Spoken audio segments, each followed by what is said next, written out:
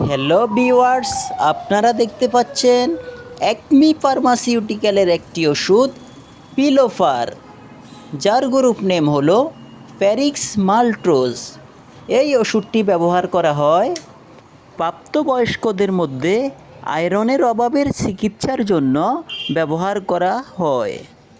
এইটি শরীরে লোহিত রক্তকণিকা তৈরি করতে প্রয়োজনীয় আয়রন সরবরাহ করে।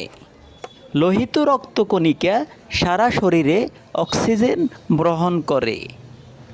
যখন শরীরে যথেষ্ট আয়রন থাকে না, তখন শরীর পর্যাপ্ত পরিমাণে লোহিত রক্তকণিকা তৈরি করতে পারে না, যা আয়রনের অভাবজনিত রক্তস্বল্পতার দিকে পরিচালিত করে।